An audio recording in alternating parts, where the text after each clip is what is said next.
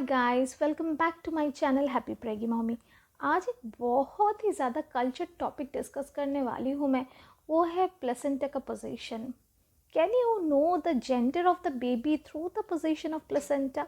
यानी कि प्लेसेंटा के पोजीशन से बेबी बॉय होने वाला है या बेबी गर्ल होने वाला है। सच में क्या हम पता लगा सकते हैं? मेरा एक्सपीरियंस क्या है इस पे, आज हम डिस्कस करेंगे इसी वीडियो में। प्लेसेंटा क्यों इम्पॉर्टेंट है, इसका डेवलपमेंट होना क्यों इम्पॉर्टेंट है, बच्चे के लिए और मम्मी के लिए क्यों ज़रूरी है प्लेसेंटा। चलिए इस वीडियो में डिस्कस करते हैं। और अगर पहली बार आप हमारे चैनल पे आए हैं तो ज़रूर चैनल को लाइक, शेयर एंड सब्सक्राइब करना। So without any ado, let's get started with the video. Placenta pregnancy के टाइम डेवलप करता है, वो आपके यूट्रस में डेवलप करता है। प्लेसेंटा आपके यूट्रस को छोड़कर बॉडी के किसी भी पार्ट में नहीं पाया जाता है। इसका फॉर्मेशन यूट्रस में ही होता है, ये यूट्रस में ही रहते हैं।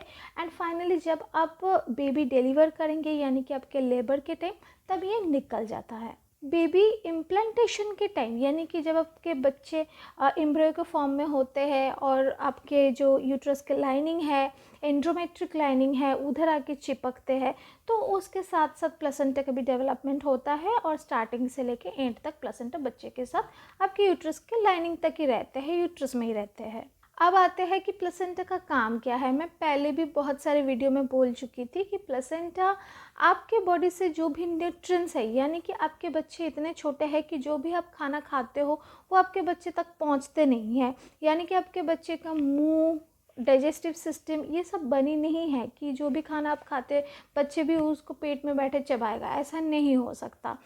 तो बच्चे को खाना कैसे मिलेगा, न्यूट्रिएंट्स कैसे मिलेगा?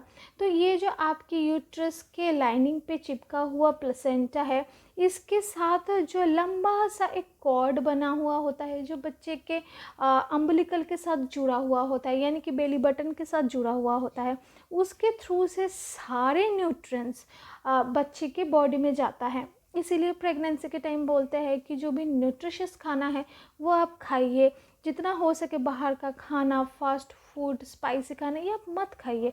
बहुत ठंडा या बहुत गर्म खाना मत खाइए, क्योंकि जैसे आप खाएंगे आपके बॉडी से बच्चे के बॉडी तक भी वही खाना पहुंचेगा। उसके बाद बच्चे का जो वेस्ट मटेरियल है, यानी कि बच्चे के खा तो रहे, उसके बॉडी में सारे न्यूट्रिएंट्स जा रहे हैं, अब उसके बॉडी के जो वेस्ट मटेरियल है, यानी कि उसके बॉडी का जो डिटॉक्सिफिकेशन है, वो कैसे निकलेगा? वो भी प्लेसेंटा के थ्रू से बेबी के बॉडी से आपके बॉडी में डिलीवर होता है और आपके बॉडी से वो निकल जाता है। सिर्फ ये नहीं, बच्चे के बॉडी में जो ऑक्सीजन सप्लाई होता है, जो ब्लड सप्लाई होता है, वो भी आपके बॉडी से थ्रू प्लेसेंटा ही बेबी के बॉडी में जाता है। तो अभी तक तो हम जान गए हैं कि प्लेसेंटा कितना इम्पॉर्टेंट है बेबी के लिए और मम्मी के लिए। और एक बात ध्यान में रखने वाली है, अगर प्लेसेंटा ठीक से डेवलप नहीं हो रहा है तो बहुत ही जल्दी मिसकैरेज होने का भी चांस होता है। जिनके प्लेसेंटा इतना अच्छे से डेवलप नहीं होता है, स्पॉन्टेनियस मिसकैरेज हो जाता है। किसी किसी का तो प्लेसेंटा फॉर्म ही नहीं होता है, प्लेसेंटा के किसी जगह ट्यूमर फॉर्म होता है। उस केस में हम उसको मोलर प्रेगनेंसी बोलते हैं। मोलर प्रेगनेंसी के ऊपर एक डिटेल वीडियो है, लिंक मैं नीचे डिस्क्रिप्शन बॉक्स में दे दूँगी, चेक कर लेना। अब आते हैं कि प्लेसेंटा कैसे हमारे बॉडी से निकलते हैं। देखो, आप जब डिलीवर करते हो बच्चे, आप जब लेबर में होते हो, आपको बहुत ही पेन हो रहा होगा।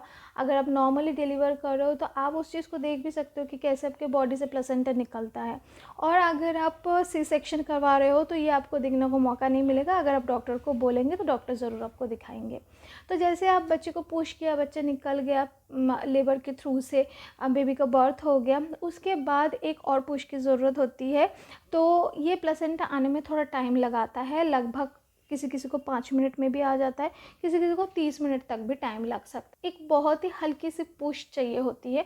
ये इतना पेनफुल नहीं होता है, क्योंकि जब आप बेबी को डिलीवर कर रहे होते हो तो ऑलरेडी आप बहुत ही ज़्यादा पेन ले लिया थ्रू नॉर्मल डिलीवरी ऑब्वियसली।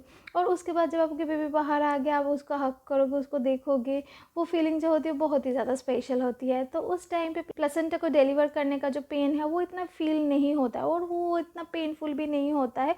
हल्का एक पुश से आराम से निकल जाता है। और जब आपके बेबी बाहर आ गया होता है तो उसका जो अम्बिलिकल कॉर्ड है उसको 4 या 5 सेंटीमीटर रख के कट दिया होता है बीच में से।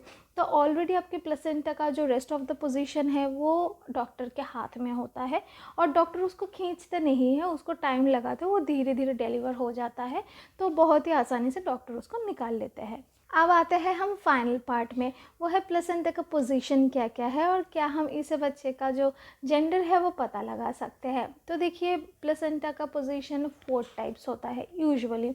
एक होता है पोस्टीरियर, एक होता है एंटीरियर। पोस्टीरियर होता है पीछे के साइड में। अगर आप मानोगे कि ये एक यूट्रस है, तो यूट्रस के पीछे वाले साइड में, यानी कि आपके पेट के जो यूट्रस है उसके पीछे वाले साइड में होता है पोस्टीरियर प्लेसेंटा। अगर आगे होता है उसको इंटीरियर बोलते हैं, एंटीरियर प्लेसेंटा। पोस्टीरियर के केस में कई बार जो हमको दिक्कत होता है वो है कॉन्स्टिपेशन का, क्योंकि आपके जो प्लेसेंटा है वो पीछे वाले दीवार पे ज़्यादा प्रेशर लगाते हैं। तो ऐसे केस में क्या होता है, जो एनस के साइड होता है, यानी कि जहाँ से स्टूल पास होता है, तो उधर प्रेशर पड़ता है, स्टूल अच्छे से क्लियर नहीं होता है, कॉन्स्टिपेशन हो सकता है। वैसे ही आयरन के जो भी आपके मेडिसिन चल रहा होता है उसके लिए स्टूल थोड़ा हार्ड होता है, कॉन्स्टिपेशन होता है हार्मोनल चेंजेस के लिए, और पोस्टीरियर प्लेसेंटा के लिए थोड़ा सा और प्रॉब्लम हो सकता है। नेक्स्ट आते हैं anterior placenta. Anterior placenta similar तरीके से आपके जो यूट्रस है उसके सामने, यानी कि आगे वाले साइड में होता है।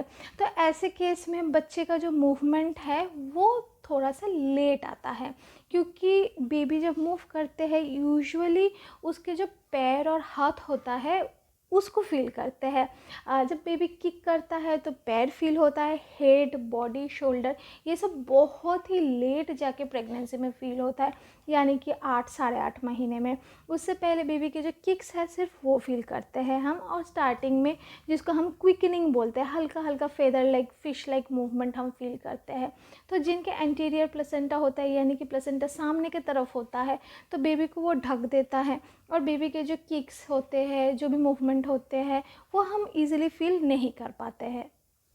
थर्ड होता है फंडल और लैटरल प्लेसेंटा, जो कि आपके यूट्रस के ऊपर के साइड में होता है।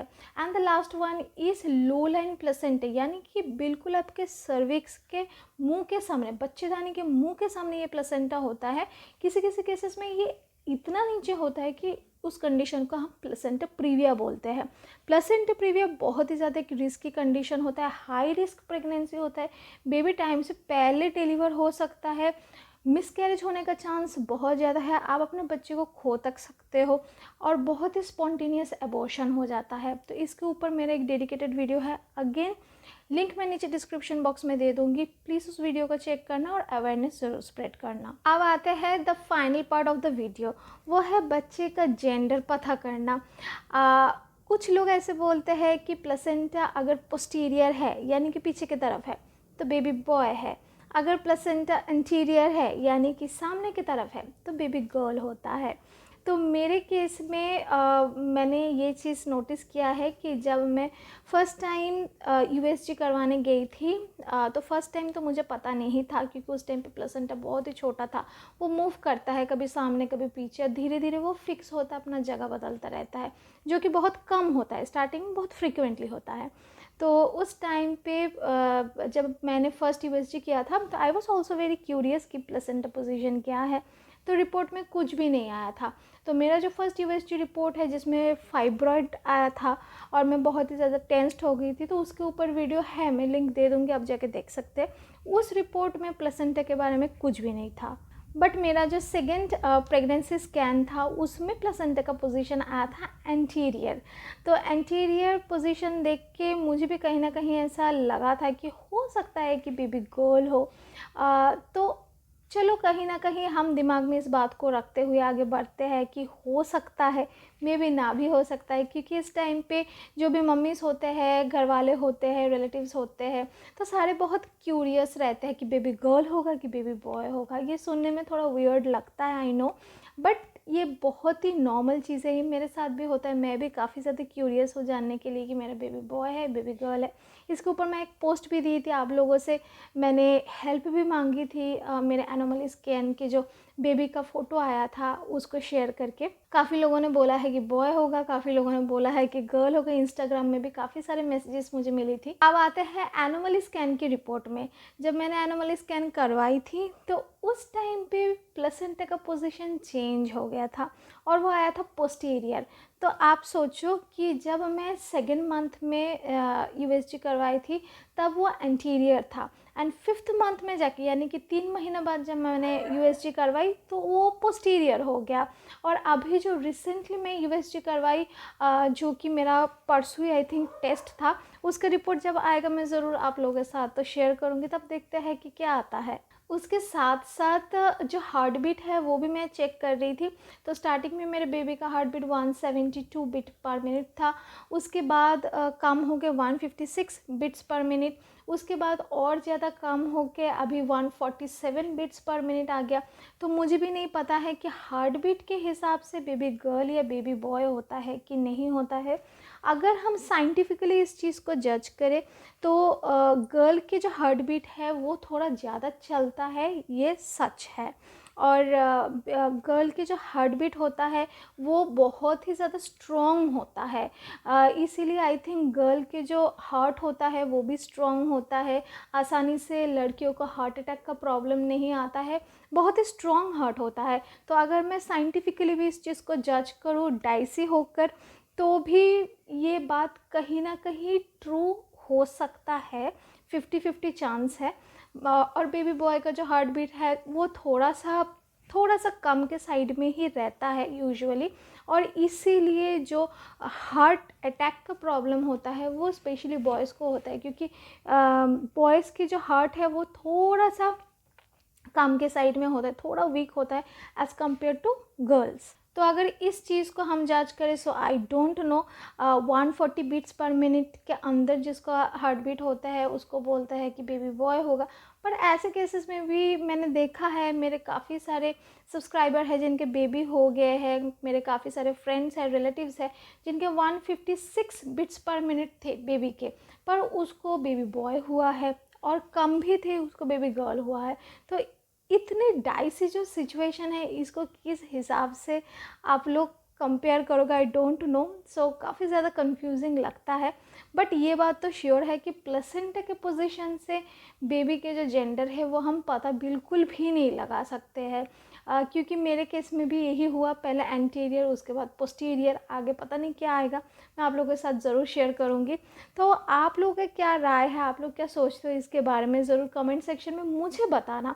हर वीडियो में मैं आप लोगों को हेल्प करती हूँ, इस वीडियो में मैं आप लोगों के कमेंट्स मांग रही हूँ कि आप लोगों का क्या राय है, ज़रूर मेरे साथ शेयर करना।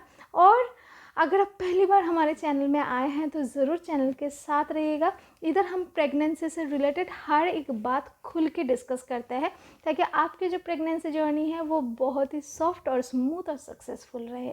मिलते हैं नेक्स्ट वीडियो पे किसी नेक्स्ट इंटरेस्टिंग टॉपिक के साथ। टिल देन सारे अच्छे से रहिएगा। Happy pregnancy.